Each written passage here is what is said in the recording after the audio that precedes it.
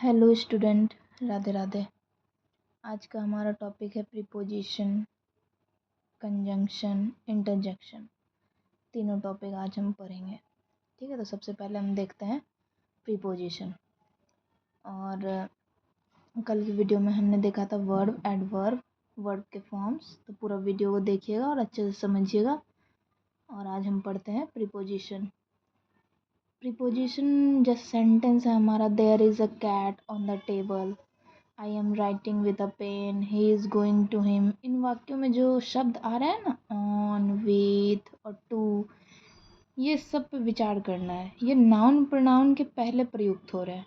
ठीक है, इनमें प्रत्येक उक्त नाउन प्रोनाउन का जो संबंध वाक्य के दूसरे शब्द या शब्दों से हो रहा है, जो तो ऑन, कैट, टेबल के बीच का संबंध जो दर्शा रहा है, कैट टेबल के ऊपर है और उससे सटी हुई है।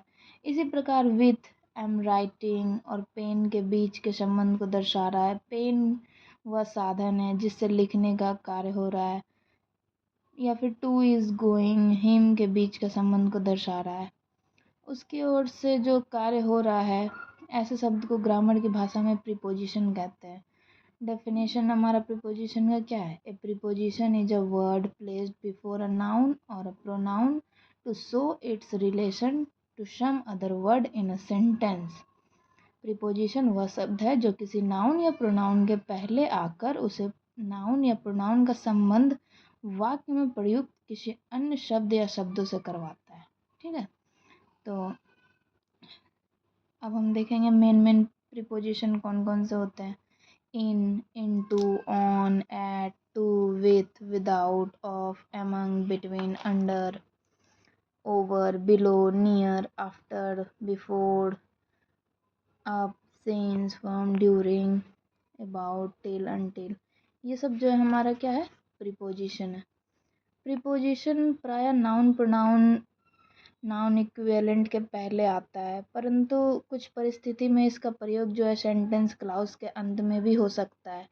ठीक है, जैसे where did he buy it from, या फिर हु इज इट फॉर।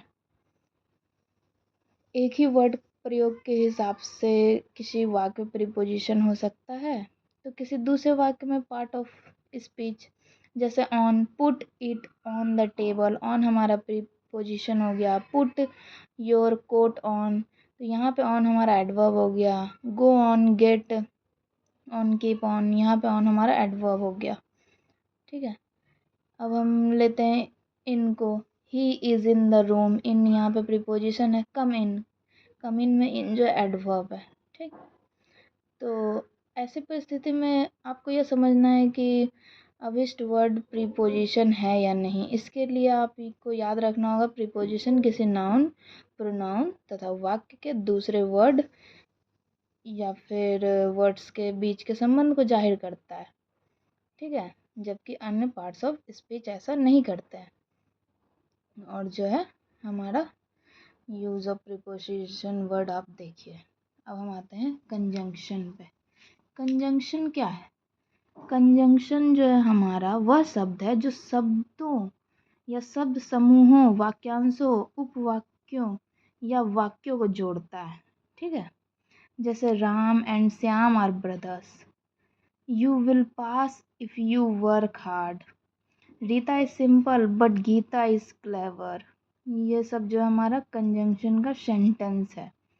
ठीक है, अब जैसे कि एंड, बट, और, because, therefore, although, yet, still, as well as, otherwise, when, if, after, ये सब जो है हमारा क्या है? Neither, neither nor, either nor, not, only, but, also, both, conjunction है। ऊपर के कनेक्टिंग वर्ड जो होते हैं, जैसे प्रोनाउन, प्रीपोजिशन और एडवर्ब के रूप में भी होते हैं, लेकिन ऐसी परिस्थिति में उनका काम प्रयोजन कुछ और भी होता है। This is the book that I bought, that हो गया रिलेटिव प्रोनाउन, वह वही किताब है जिसे मैंने खरीदी थी।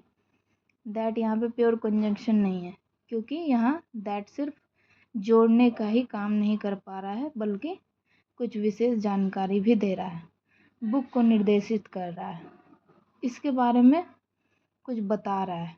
एक वाक्य दूसरे वाक्य पर पूरी तरह आश्रित है। अब इस वाक्य को पढ़ना है। I know that he is guilty. That conjunction है यहाँ पे, मैं जानता हूँ कि वह दोषी है। यहाँ दैट सिर्फ दो वाक्यों को जोड़ रहा है, कोई विशेष जानकारी नहीं दे रहा है। एक वाक्य दूसरे वाक्य पर आश्रित नहीं है।